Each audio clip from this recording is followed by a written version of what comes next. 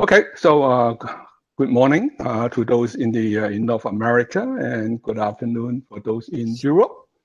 I'm going to talk about a problem, and this is joint work with Matthias Jacquelin and Barry Payton.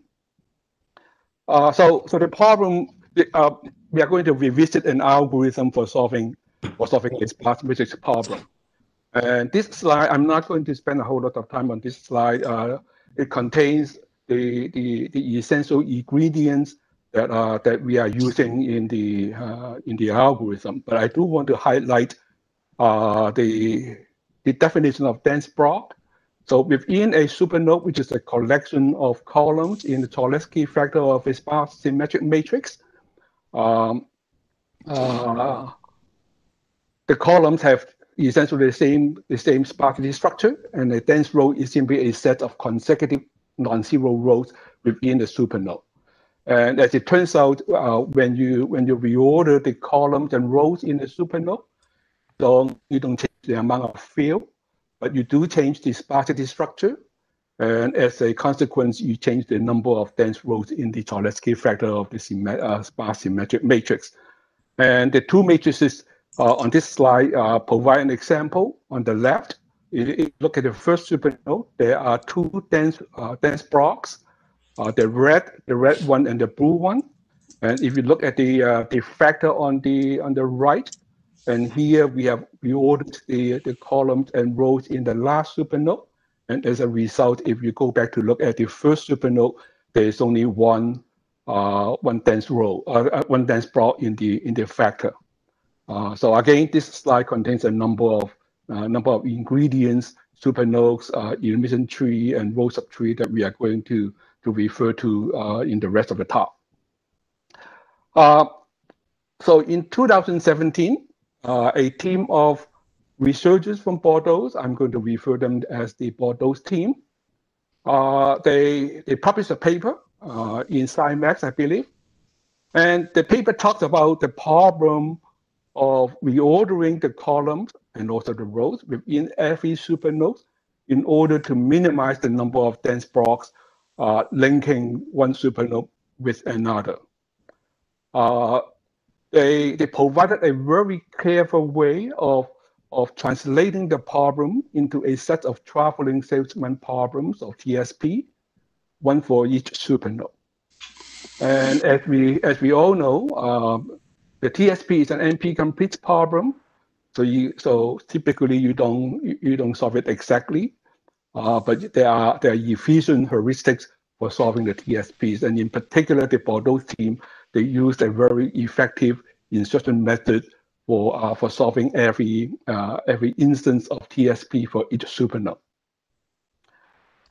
The advantage, the strength of the Bordeaux algorithm is that it is amazingly good in terms of reducing the number of dense blocks, as demonstrated in the paper that appeared in 2017.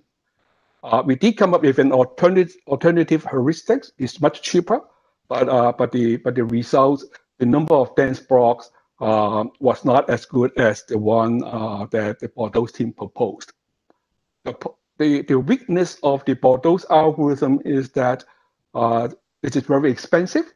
And the primary reason is that computing the distances can be very expensive.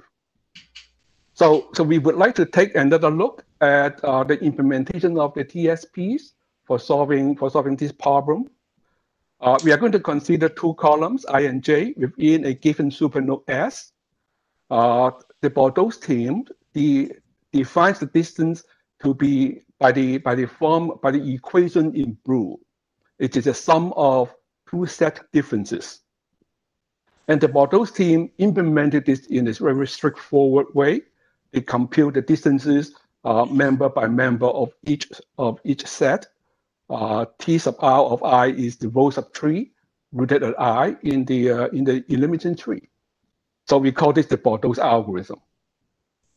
It turns out you can make two observations, and the two observations will result in two improvements in the implementation. The first one is that we we notice the distance between the two columns I and j is 0, if and only if they have the same, their row subtrees are identical. So what this means is that we can actually look at the columns of the supernode and partition the columns into equivalent classes. And by doing so, you Esmond, only need one. You heard the timer, right? Okay. So it turns out that you only need one representative from each class to be included in the TSP. And the other observation is that you can rewrite the blue equation in different way, and the different way involves actually the number of vertices in the row subtrees, and the intersection is also a collection of subtrees.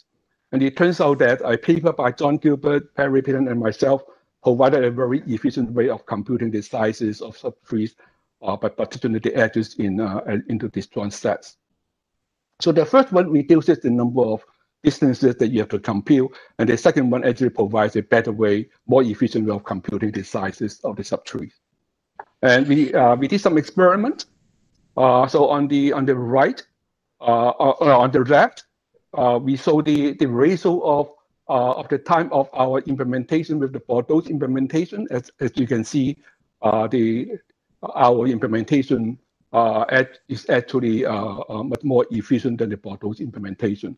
On the graph on the right, it compares the total time, including the solving the TSP and doing the symbolic factorization, compared with just doing the symbolic factorization without the reordering of the columns in every supernode.